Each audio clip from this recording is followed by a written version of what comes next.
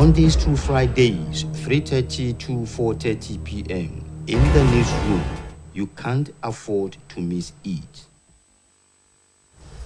Good afternoon, viewers at home. Welcome to today's edition of the program, your program, our darling program, from the stable of Osbc TV, channel 32 UHF. In the newsroom is the program.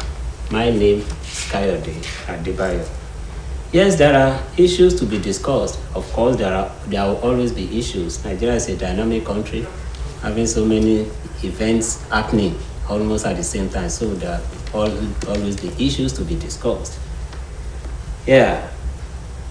Today, the first on the list of topics for discussion today is the expression of worry by Jonathan over 2023 elections.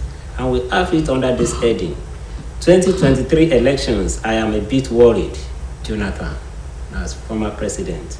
Then secondly, we are going to look at the running battle between the governor of the Central Bank of Nigeria, Godwin Emefiele, and the Department of State Services. There has been a kind of controversy over the invasion of Abuja home of the alleged invasion of the Abuja home of the CBN governor. So we are going to look at this. Why is this running battle? Why? And why is it that deniers are coming from both parties? The DSS, the CBN. The CBN issued a statement that nobody is after the CBN governor. And the DSS also denied. But, I mean, there were evidences that the Abuja home of this CBN governor was invaded. So we are going to look at this issue on our program this afternoon. Then, thirdly, we are going to look at the demand for higher revenue by states and local government from Revenue Mobilization, Allocation and Fiscal Commission. The state and local government recently met with the Revenue Mobilization, Allocation and Fiscal Commission demanding higher revenue. My guest in the house to discuss these topics this afternoon, I have here Adewale Adewumi, a regular guest on the program. You are welcome. Thank you very much. Glad to be here, always. Thank you. Adenitan Charles Akinola. Thank you very much. It's good to be here again. Thank you very much. Thank you for coming. So now let's start the program in earnest. So the first topic, 2023 elections. I'm a bit worried, Jonathan Adewumi. Why should the former president begin to express worry over the 2023 election? He obviously knows what many of us don't know. Okay. So he has a reason to be worried. Okay. And he knows the reasons why. But while the former president is worried, we as members of the public, we as the electorate, we as people, we're also worried. Which way will things go? Will it be peaceful? Will it be fair? Will it be credible? All these things that normally happen in election time, we know that a lot of changes have been introduced and made and implemented that will give us reassurance that things will be better. But everybody has apprehension and reason to wonder, will things go the way we expect? There have been people who have speculated about possible disruption and disruption that might lead to extension of term for the present administration, but all those were all speculatory. The reality is that the Beavers machine is working well, but we heard the presidential candidate of the APC when he spoke at Chatham House, I believe, where he expressed doubt about the Beavers machine. The thing that has been used in 3 elections, I believe, Anambra, Ekiti and Osun, and it has proven itself, but it's still yet to prove itself more. So we don't know. Former President Jonathan has a reason to be apprehensive, to be afraid. He knows more than we know. Yeah, thank you. Adenitan, according to Adewumi, he said Jonathan knows more than we do. And he also said that people are apprehensive. Why should people be apprehensive of the elections? What are those things that Jonathan knows that we probably don't know? Okay. Well, you have also asked the question that sound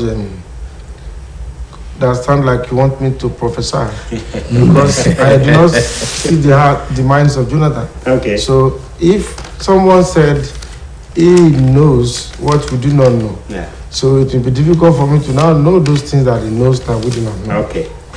However, I also agree that he might have certain information that we do not have. He's a former president of Nigeria. Yeah. He's also an international figure. He's an envoy of the United Nations, the African Union. He's involved in election monitoring in a lot of African countries. Okay. He's also involved in a lot of peacekeeping, particularly that of Mali, and so on. So at that level, he will sufficiently have information that it's not at the privy, or that we are not privy to as ordinary citizens. So definitely I concede that he has information that we do not have. Now, if you ask that why should people be apprehensive of 2023 election, yes, now, this is natural, it's a natural process.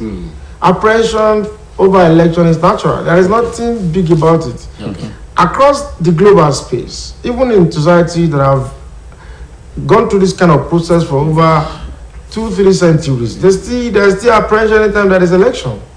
The last United States of America presidential election between Donald Trump and Joe Biden was generated so much of apprehension, so much of global attention, outrage, and so on. At the end of the day, the election came and it went too. And also across different society, where there will be election, there will also be apprehension. Even in war-torn society, they conduct election. In the Palestine, in Israel, that they have been fighting since the creation of the state of Israel in 1948. There has been an election. They elect leaders, and among this, pandemonium, leader came, and the whole thing will definitely go one way or the other. So there's no alien to Nigeria. And if you also look at it too, it is natural. With respect to our clergymen, in the book of Revelation, the Bible shows that there was contest of struggle for power between God and the angels of the devil. So there was a struggle. So God overpowered them and they drove Satan away from heaven. That's what the Bible records. So why will God have to fight with Satan to take domination of heaven, to be in control? That is power. Power is not serve a la carte. So anywhere there is struggle for power, there must be tension, there must be apprehension. It's emotional for us to come and raise you that there will always be tension. Presidency of Nigeria, all of us are qualified as long as we don't have criminal record, we don't have dual citizenship, and we are taxpayer and of age.